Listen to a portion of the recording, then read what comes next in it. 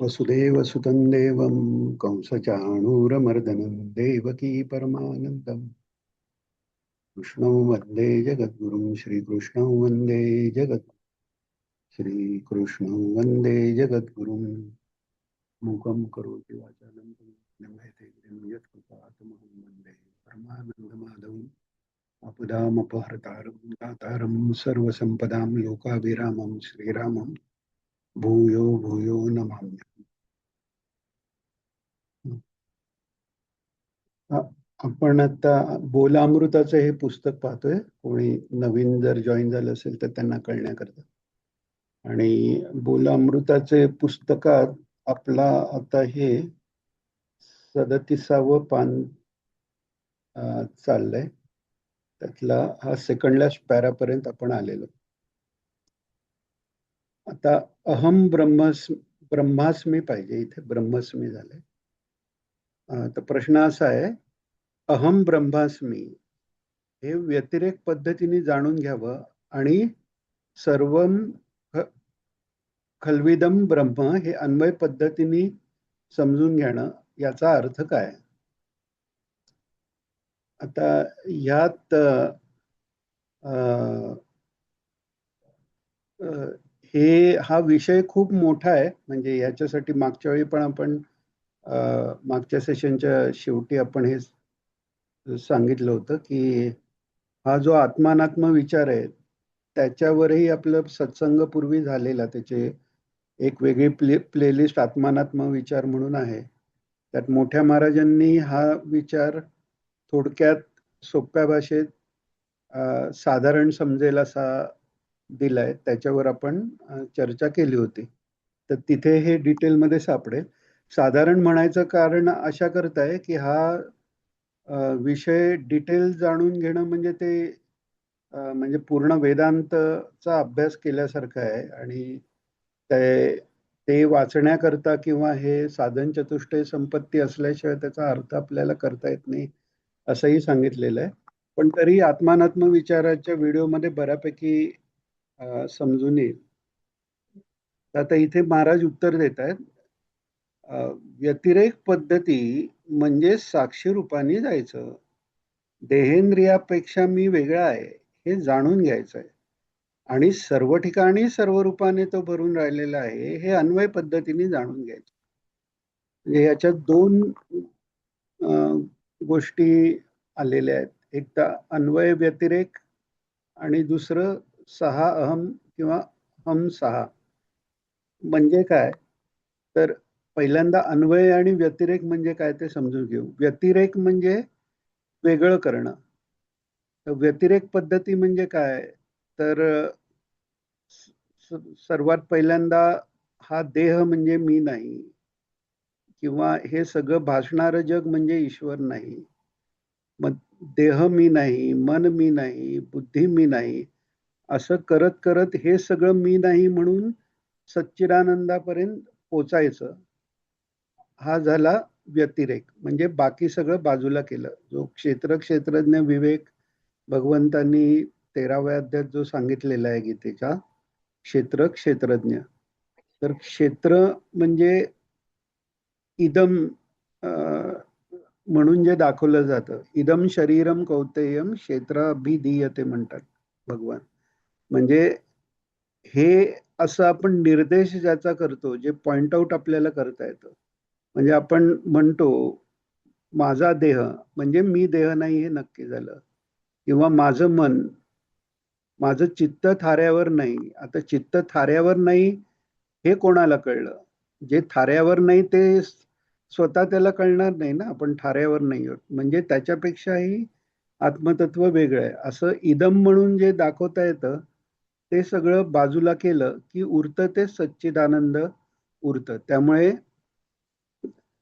तसं पहिल्यांदा सगळी माया आणि मायाविशिष्ट पदार्थ सगळे बाजूला करून सच्चिदानंद समजून घ्यायचं. आणि मग ते नंतर ह्याला म्हणतात व्यतिरेक. आणि अन्वय म्हणजे एकदा सच्चिदानंद कळलं की मग तेच परब्रह्मावरच ही सगळा मायेचा भास आहे. म्हणजे माया ही काही परब्रह्मापेक्षा वेगळी नाही, म्हणजे जग हेही परब्रह्मापेक्षा वेगळं नाही. म्हणजे सर्वच ते सच्चिदानंद आहे. हा झाला अन्वय. सर्व कल्विदम ब्रह्म म्हणजे सगळंच हे खरोखरच ब्रह्म आहे, असा त्याचा अर्थ झाला. तर दोन्ही आवश्यक आहे. म्हणजे आधीच आपण सगळंच ब्रह्म आहे आपण नाही म्हणू शकत. आणि तसं म्हणायला गेलं, जे महाराज सांगतात की साधन चतुष्टय संपत्ती असल्याशिवाय ज्ञानमार्गाचा अभ्यास करू नये, हे तेवढ्याच करताय की सगळंच ब्रह्म म्हटल्यावर दारू पण ब्रह्म, मग दारू प्यायली तर काय वाईट आहे, असे काही काही विचार डोक्यात येऊन बुद्धिभेदाने माणसाचं पतन पण होऊ शकतं. तर त्यामुळे तेवढी शुद्धी असल्याशिवाय ते करू नये. आणि म्हणून पहिल्यांदा आनंद, जो आत्मानंद आहे, आनंद सच्चित आनंद जो आहे, तो काय हे जाणून घ्यायला त्याची जे त्याच्यावर जे भास झालेलं आहे, प्रतीत झालेलं आहे, ते बाजूला करावं लागतं. ते बाजूला केल्यावर आपल्याला कळतं की जे बाजूला केलंय तेही त्याच्यावरच आहे आणि त्यानेच बनलेलं आहे, त्यामुळे ते तेच आहे. तर ह्याला म्हणतात व्यतिरेक आणि अन्वय. आणि त्याच्याच करता आपल्या दिगंबरा दिगंबरा श्रीपाद वल्लभ दिगंबरामध्ये पहिल्या दोन पदार्थाचा जो दोन दिगंबरांचा अर्थ आहे, तर पहिल्या दिगंबरात ते व्यतिरेक पद्धतीने साक्षी रूपापर्यंत जायचं, म्हणजे आत्मा आपण या सगळ्या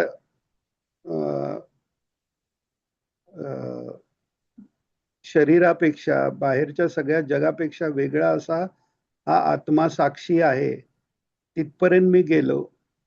त्याला म्हणतात अहम हं सहा हे साधन. म्हणजे पहिल्यांदा अहम काय आहे हे जाणून घेतलं. जो महाराजांनी एका प्रवचनात सांगितलं की रमण महर्षींचा जो मार्ग आहे, हु एम आय करत ते अहम म्हणजे नक्की काय हे शोधत जाऊन आत्मानंदापर्यंत पोचले. आणि मग तोच आत्मानंद सर्वत्र एकसंध एकच आहे म्हणजे अन्वय केला. मग सगळं जग हेही परब्रह्मच आहे तिथपर्यंत पोचले. तर तसं काही करतात, किंवा काही जण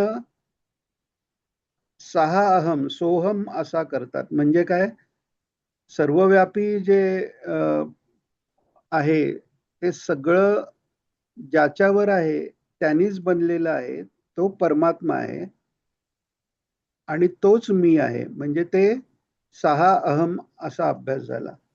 आणि याचा रेफरन्स आपल्याला मोठ्या मारांच्या आरतीतही सापडतो. सोहम हंसा पक्षाभ्याम संचरिसी या आकाशे.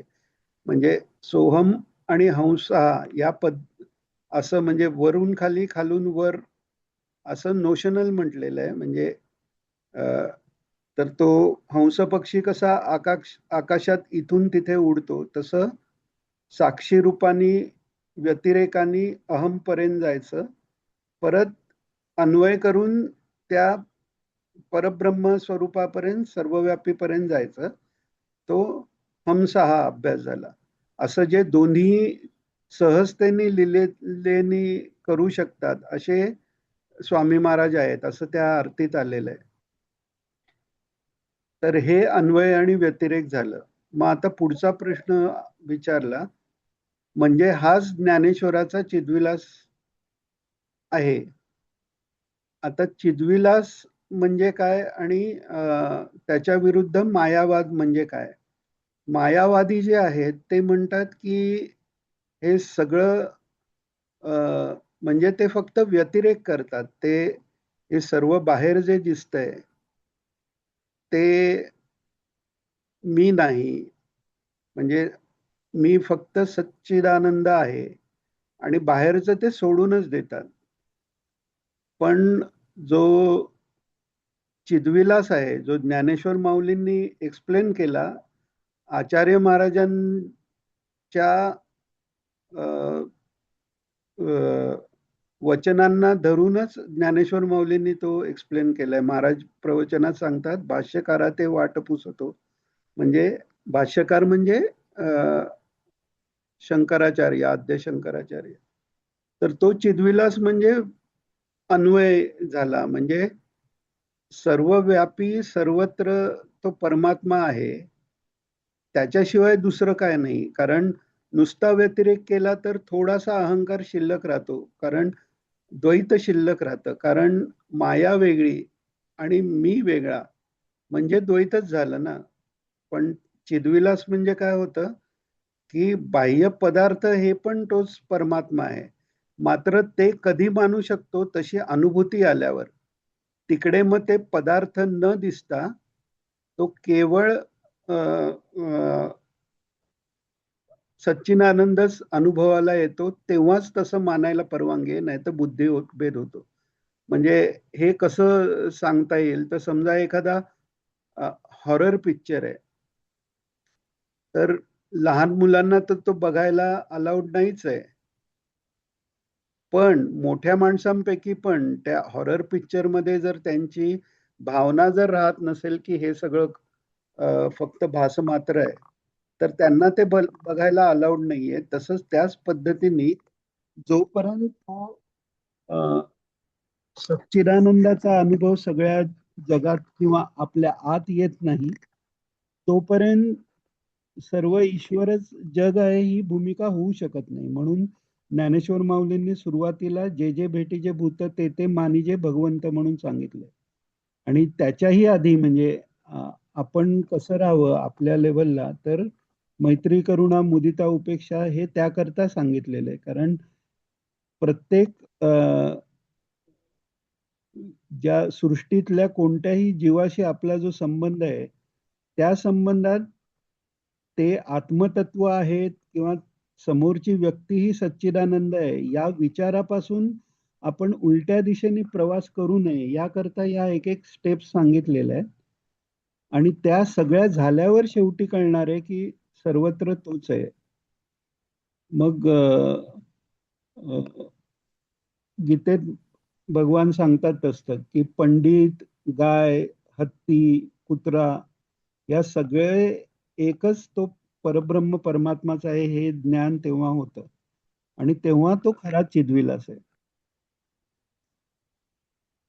पुढे महाराज सांगतायत, आपल्या भारतीय तत्वज्ञानामध्ये एकीकडे क्षणभंगुरत्व सांगितलेले आहे आणि लगेच दुसरीकडे सातत्य सांगितलेले आहे. याचा मेळ कसा घालायचा? चैतन्य एका रूपामध्ये नाही, सारख्या बदलणाऱ्या रूपात त्याचे अस्तित्व जाणवते. गीतेच्या 15व्या अध्यायातील ऊर्ध्वमूलम मदशाकम हा श्लोक लक्षात घ्या. तो श्लोक असा आहे, ऊर्ध्वमूलम मदशाकम अश्वत्थम प्राहुरव्ययम छंदांसी यस्य पर्णानि यस्तं वेदस वेदवित. म्हणजे त्याचे ऊर्ध्वमूल आहेत, अधशाखा आहेत, असं ते वृक्षाचं वर्णन केलेलं आहे. आणि नंतर भगवान सांगतात असं वर्णन केलं म्हणजे असाच खरा तो वृक्षाच्या आकाराचा असा आहे असं तू समजू नकोस. म्हणजे हे एक उपमा दिलंय. ऊर्ध्व मूलम म्हणजे ऊर्ध्व म्हणजे नुसतं फिजिकली वर असं नाही. ऊर्ध्व म्हणजे श्रेष्ठ. श्रेष्ठ काय आहे? जे सत आहे ते श्रेष्ठ. कायम टिकणारं जे आहे ते श्रेष्ठ आहे.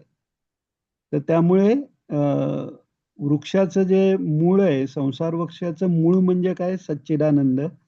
त्या परब्रह्मावर परब्रह्मावरच हे सगळं विश्व तयार झालेलं आहे त्याला धरून.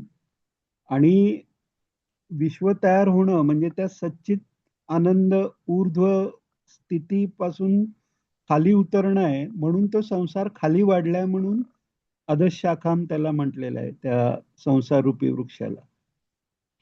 त्यामुळे महाराज सांगतात, गीतेच्या 15व्या अध्यायातील ऊर्ध्वमूलम अधशाखाम हा श्लोक लक्षात घ्या. वृक्षाचे मूळ तेवढे नित्य आहे. बाकी सगळं बदलणारं आहे ना. ब्रह्म कूटस्थ आहे. कूट याचा अर्थ सोनाराची ऐरण. त्याच्यावर अनेक दागिने घडतात, पण ऐरण निर्विकार असते. तसे हे परब्रह्म आहे. म्हणजे परब्रह्मामुळेच सगळं विश्व किंवा आपण परब्रह्म आहोत. सध्या जरी आपली बुद्धी अशी असली की आपण आपण मन आहोत, बुद्धी आणि शरीर मिळून आपण आहोत, तरी हे वाटणं सुद्धा आहे ते आत्मतत्वावर आहे. कारण त्या आत्मतत्वाचा प्रकाश, जो विशेष प्रकाश आहे तो निघून गेला तर ते शरीर हालचाल करत नाही, तिकडे बुद्धी पण विचार करताना दिसत नाही त्याशी शरीरात. तर याला अजून एक उदाहरण द्यायचं झालं तर सूर्यामुळे सर्व जगाला अन्न मिळतं. फोटोसिंथेसिस हे म्हणजे आर्टिफिशियल अन्न जरी घेतलं तरी त्याचा उगम कुठेतरी सूर्याच्या प्रकाशातनं झाडांनी फोटोसिंथेसिस करून अ, ऑक्सिजन तयार करणं आणि झाडं वाढणं हा म्हणजे हे सगळा भाग त्यात येतो. त्यामुळे सूर्यामुळेच अन्नाची उत्पत्ती आहे, सूर्यामुळेच आपण जगतोय. पण त्याचा सूर्याला काही संबंध नाही. सूर्याला त्याचं काही कळत नाही किंवा सूर्यानी अंधकारही कधी पाहिलेला नाही. पण त्याच्या योगे हे सगळी कार्य चाललेलं आहे, पण त्याचा त्याच्याशी काही संबंध नाही. तसं आत्मतत्वाशी या बाह्य आपलं जे काही चाललेलं आहे त्याचा काहीही त्याच्याशी संबंध नाही, तो निर्विकार आहे असं हे सांगतायत महाराज. आता पुढचा प्रश्न आहे, हा प्रॅक्टिकल प्रश्न आहे अगदी. अविनाशी आणि न बदलणाऱ्या अवस्थेपर्यंत जाणं आणि त्या अवस्थेपर्यंत सतत राहणं हे कसं साधायचं? त्याच्यावर महाराज सांगतायत, हे रूप टाकायचं. हे रूप म्हणजे हे शरीर मन याला जे आपण मी म्हणतो ते टाकायचं. आणि ब्रह्मरूप आहेच, म्हणजे परत ब्रह्मरूप आणायची गरज नाही, कारण आपण परब्रह्मरूप सच्चिदानंद रूप आहोत. त्यामुळे वरचा हा सगळा भास जर गेला तर राहतं तो आपलं आनंद रूप राहणारच आहे. आणि तेच सांगतायत महाराज इथं, हे रूप टाकायचं आणि ब्रह्मरूप तर आहेच, त्याबद्दल अज्ञान दूर करायचं. नवीन काही घ्यायचं नाही. नवीन अवस्था आली असं वाटायचा संबंध आहे, तसं नाही. अविद्येचा नाश म्हणजे मोक्ष. मोक्ष म्हणजे नवीन काही नाही. मोक्ष ही एक अवस्था आहे असं म्हणायचं का, हा प्रश्न आहे. अविद्या दृष्टीने मोक्ष ही अवस्था आहे. अविद्या आहे म्हटल्यानंतर ती गेली पाहिजे. अविद्या दृष्टीने म्हणजे आपण सध्या ज्या ह्याच्यात आहोत की हे सगळं जग आपल्याला खरं वाटतंय, आपले व्यवहार खरं वाटतंय.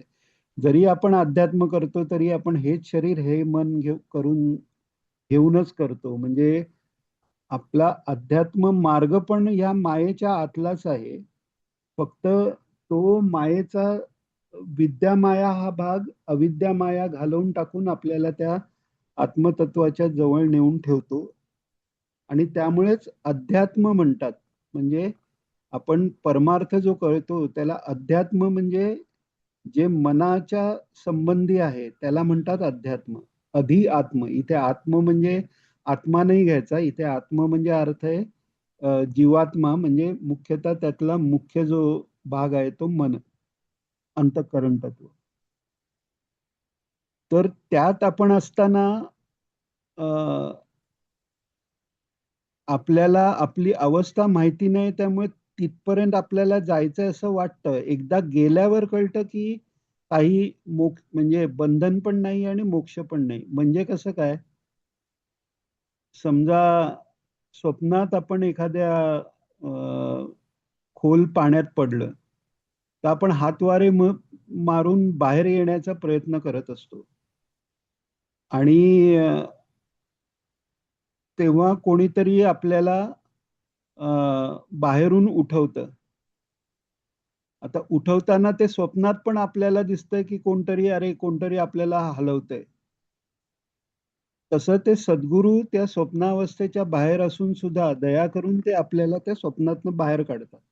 बाहेर काढल्यानंतर आता मी पाण्यात बुडत होतो आणि आता मी वाचलो असं म्हणतो का आपण, तर नाही म्हणत. कारण ते पाणीही खोटं आणि त्यातनं वाचण्याचा प्रयत्नही खोटा. तर त्या भ्रमातनं बाहेर पडल्यावर मोक्ष ही वेगळी अवस्था नाही, कारण ती कायमच आपली मूळ अवस्था जी आहे ती कायमच आहे सच्चिदानंद. फक्त भ्रम असताना ती अवस्था मिळवायचं असं वाटतंय, तोपर्यंत त्याला अवस्था म्हणावं लागतं. तर महाराज ते सांगतात आता इथे, अविद्या दृष्टीने मोक्ष ही अवस्था आहे. अविद्या आहे म्हटल्यानंतर ती गेली पाहिजे. स्वरूप दृष्टीने काहीच नाही, अविद्या नाही, काहीच नाही. पूर्वी अविद्या होती, आता गेली म्हणणे, अ, आता गेली हे म्हणणे ही अज्ञानच आहे. अविद्येला अस्तित्व नाहीच आहे. ब्रह्माच्या सत्तेनेच सर्व भासते. मग अस्तित्व दुसरे कोणाचे आहे? काहीच नाही. सर्व खलु इदम ब्रह्म, हे त्या दृष्टीने आहे. ब्रह्माची सत्ता म्हणजे प्रतिभासिक सगळं आहे. कोणाला स्वतंत्र सत्ता नाही. प्रतिभासिक म्हणजे भासणारी, म्हणजे प्रतिबिंब स्वरूप भासणारी. चंद्र आकाशात आहे, पण तो तळ्यात आपल्याला त्याचं प्रतिबिंब दिसतं. त्या तळ्यावर जर कोणी दगड मारला तर तो चंद्र हलला असं वाटतं. तसं या शरीराला कोणी त्रास दिला, आपल्याला कोणी काही लागेल असं बोललं तर दुःख आपल्याला झालं असं म्हणतो. तर ते फक्त त्या तळ्यातले तरंग आहेत, त्यांनी चंद्राला काही होत नाही. म्हणजे आपलं जे खरंच जे रूप आहे, स्वरूप, त्याला त्याच्यात काही फरक पडत नाही. म्हणून हे प्रतिभासिक सगळं जे विश्व आहे ते प्रतिभासिक आहे. त्यामुळे त्याला तसं काही त्यात काय होतंय त्याला स्वतंत्र अस्तित्व नाही. आणि हे कसं समजून घ्यायचं, तर त्याला स्वप्नाचं उदाहरण देतात, की स्वप्नात आपलं मनच सगळ्या पदार्थ किंवा सगळ्या व्यक्ती, जे काही स्वप्नात आपल्याला दिसत असतं, जे काही स्वप्नाला होत असतं, ते आपल्या मनाचेच, आपण म्हणतो ना स्वप्नात, मनी वसे ते स्वप्नी दिसे, किंवा हे मनाचेच खेळ आहेत. म्हणजे काय, मनच तिकडे एक सृष्टी तयार करतं. मग आता तिथे आहे काय, स्वप्नावस्थेत कोणीही नाहीये, तेव्हा आपल्या आजूबाजूचे कोणी नाहीयेत, कसंही नाहीये, खरंही नाहीये, काहीच नाहीये तिथे. आपण गाढ झोपेच्या आधी म्हणजे स्वप्नावस्थेत एका जागी झोपलेलो आहोत, पण त्या स्वप्नात आपल्याला दिसतं आपण कुठेतरी दुसऱ्या देशात गेलोय, वेगळी माणसं बरोबर आहेत, किंवा जे काही दिसतं ते मनच ते सर्वत्र रूप होतं. पण तसं होतं म्हणून ते खरं आहे असं म्हणता येत नाही. म्हणजे समजा स्वप्नात एखाद्याला आपण कोणाचं तरी कर्ज घेतलंय असं दिसलं, तर जागे झाल्यावर त्या स्वप्नातल्या माणसाला आपल्याला ते पैसे देता येत नाहीत, किंवा ते देऊ म्हणणं पण म्हणजे उद्भवतच नाही. कारण स्वप्नातल्या गोष्टीला वेगळी सत्ता नसते, ते मनच ते सर्वरूप झालं असतं. तसं जागृत अवस्थेत जे सगळं झालंय ते ते आत्मा स्वरूप आहे फक्त. त्यामुळे जे जे काही दिसतंय भासतंय त्याला स्वतंत्र सत्ता नाही. म्हणजे सत्ता, सत्ता म्हणजे काय, सत असणं, महत्ता म्हणजे मोठं असणं, किंवा अ, अ, लघुता म्हणजे लहानपणा. तसं महत्ता म्हणजे मोठेपणा, सत्ता म्हणजे सतपणा, म्हणजे सत म्हणजे कायम टिकणं. यातलं कोणतंही कायम टिकणारं नाही, आणि जे कायम टिकणारं नाही ते खरं नाही, सत्य नाही. खरं नाही म्हणण्यापेक्षा सत्य नाही. आता पुढे सांगतात, पुढचा प्रश्न आहे या विषयालाच अनुषंगाने. मध्ये कोणाला काही अ, विचारायचं असेल किंवा हे, तर हात वर करा, म्हणजे अ, मध्येच थांबून प्रश्नही घेत आहे. पण थोडा कठीण विषय आहे आणि खूप शॉर्ट मध्ये घेतोय आपण. पुढचा प्रश्न, सॉरी, शंकराचार्यांच्या ब्रह्मसत्यम जगन मिथ्या यातील मिथ्या शब्दाचा अर्थ काय करायचा? मिथ्या हा, महाराज सांगतात, मिथ्या हा वेदांतातील पारिभाषिक शब्द आहे. मिथ्या म्हणजे अनिर्वचनीय, त्याला सतही म्हणता येत नाही आणि असतही म्हणता येत नाही. जग म्हणजे असं काहीतरी आहे, आता इथे जग म्हणजे असं काहीतरी आहे महाराजांनी का म्हटलंय, कारण तो विषय इतका मोठा आहे की तो कंटिन्यू करणं म्हणजे तेवढ्या वेळात शक्य नाही, म्हणून ते थोडंसं सोडून दिलेलं. वेगळ्या बाकी प्रवचनात हे महाराजांनी एक्सप्लेन केलेलं आहे की मिथ्या म्हणजे जसं आपण आता आपल्या एखादा खूप आवडता नट आहे, कोणी आपल्याला म्हटलं, आपण तुम्ही त्याला पाहिलं का, आपण पटकन म्हणतो नाही मी तर त्याला पाहिलं नाही. मग तो आवडता कसा झाला, नाही त्याचे पिक्चर पाहिले. म्हणजेच त्या स्क्रीनवर तो दिसतो, तो खरा नाही हे आपण म्हणतो, पण तरी तो दिसतो म्हणजे त्याचं अस्तित्व मान्य करतो आपण. तसं जे पूर्ण खरंच नाही, म्हणजे स्क्रीनवर दिसणारा समजा आता माझ्या तोंडात अमिताभ बच्चन आहे, तर मला अमिताभ बच्चन आवडतो म्हणून तो स्क्रीनवर अमिताभ बच्चन दिसतोय. आता तो दिसतोय म्हणायचा तर दिसतोय, पण तो आहे का, तर नाही. स्क्रीनवर दिसतच नाहीये तर त्याला अस्तित्व नाही, पण दिसतंय तर खरं, पण ते असत नाही. याला म्हणतात भास, याला म्हणतात मिथ्या. म्हणजे भासतंय पण अस्तित्व नाही. रज्जू पडलेली आहे, दोरी पडलेली आहे वेडीवाकडी, त्याच्यावर सर्प भासला, सर्प दिसला की नाही, तर दिसला, पण तो आहे का, तर नाही. तर जे दिसतंय, जे अनुभवाला येते पण त्याचं अस्तित्व नाही, असं जे सगळं आहे ते मिथ्या.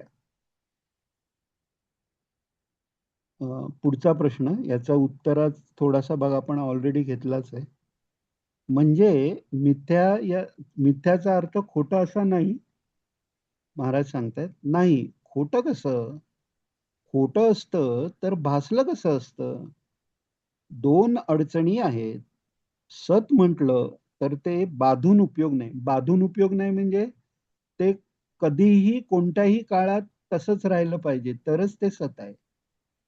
त्याचा बाध होणं म्हणजे ते त्याचं अस्तित्व नसणं किंवा त्याची प्रॉपर्टी, त्याचे गुण वेगळे झालेले दिसणं, याला बाध होणं म्हणतात.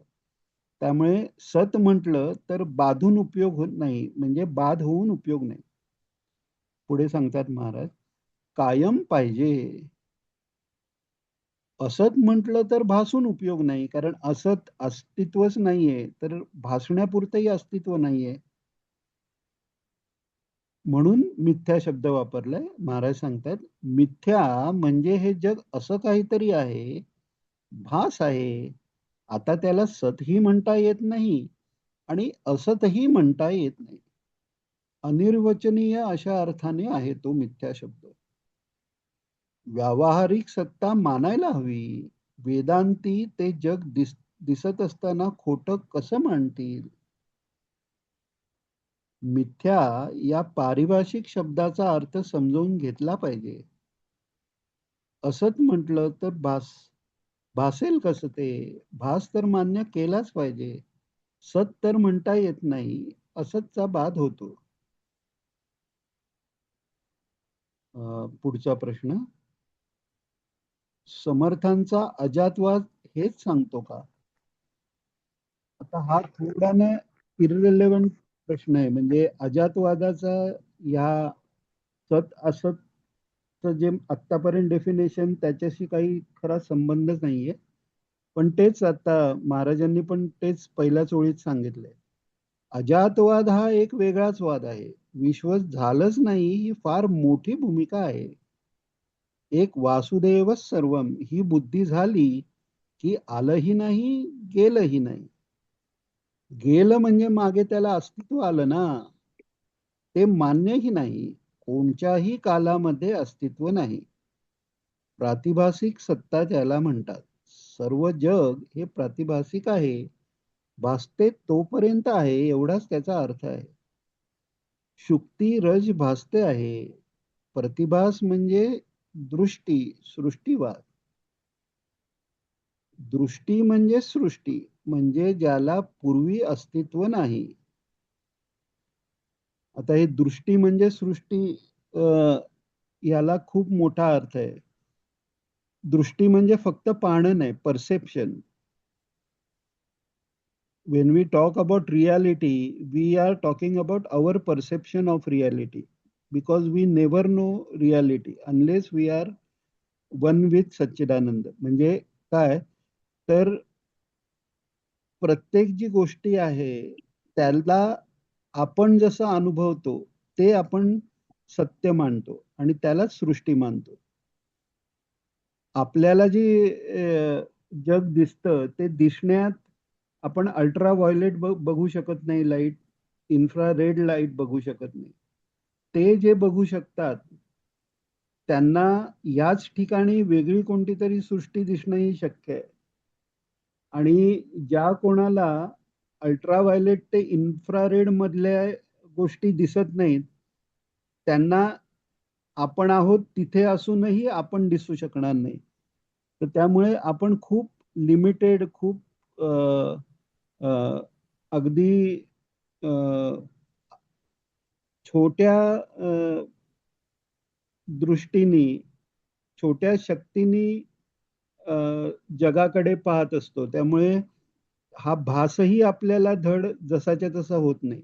आणि म्हणूनच आपण पाहिलं योगसूत्राच्या इंट्रोडक्शन मध्ये की अ, विपर्यय म्हणजे ही माया जर धरली तर त्याच्यापेक्षा विकल्प म्हणजे आपली कल्पना हा अजून वेगळा मायेचा पुढचा भाग सांगितलेला आहे. वृत्तीचा तयार होण्याचा पुढचा भाग सांगितलेला आहे.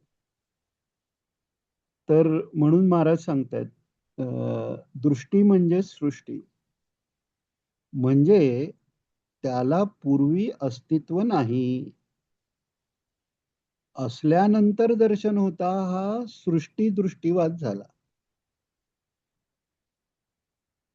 त्याचं दर्शन मानल्यानंतर त्याला पूर्वी अस्तित्व असलं पाहिजे, त्याशिवाय ज्ञान कसं होईल? अस्तित्वाशिवाय ज्ञान नाही. पण ज्ञानाच्या पूर्वी अस्तित्व मानणे हा सृष्टी दृष्टीवाद झाला. आणि दृष्टी म्हणजे सृष्टी, ज्ञान म्हणजे सृष्टी. ते ज्ञान बंद झालं म्हणजे एक ब्रह्म आहे. आता इथे ज्ञान म्हणजे बाहेरच्या सृष्टीचं ज्ञान, ब्रह्मज्ञान नाही सांगितलं. बाहेरचं सृष्टीचं जोपर्यंत ज्ञान होतंय तोपर्यंत ती सृष्टी आहे. ते ज्ञान थांबलं की सृष्टी थांबली. आपण मागे तो टू स्लिट एक्सपेरिमेंट मेटाफिजिक्सचा बघितला होता. त्यातही तेच आहे की जोपर्यंत आपण ऑब्झर्व करतो तेव्हाची रियालिटी वेगळी आहे आणि ऑब्झर्व करत नसतानाची रियालिटी वेगळी आहे. कारण म्हणजेच काय, हे जे आहे ते आपल्या परसेप्शननी जग बदलत असतं. ज्याची जितकी आध्यात्मिक उन्नती जास्त आहे, ज्याचा कॉन्शियसनेस जितका व्यापक, तितका तो बाहेरच्या जगातला भास बदलू शकतो.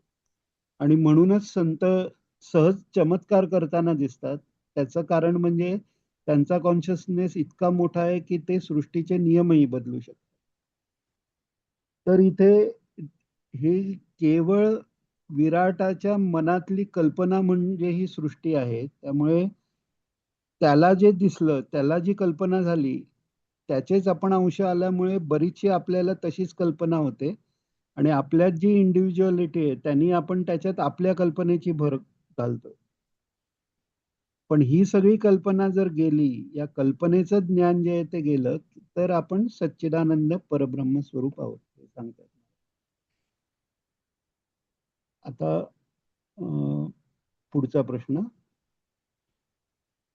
म्हणजे प्रमेपासून प्रज्ञेपर्यंत असे जायला पाहिजे ना?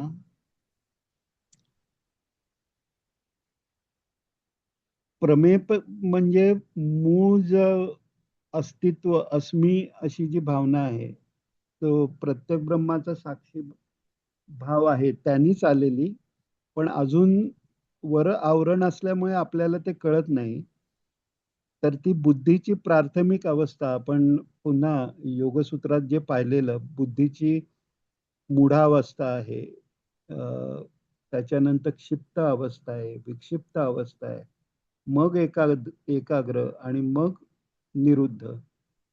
तर मूढ क्षिप्त विक्षिप्त अवस्थेपर्यंत हा बुद्धी असताना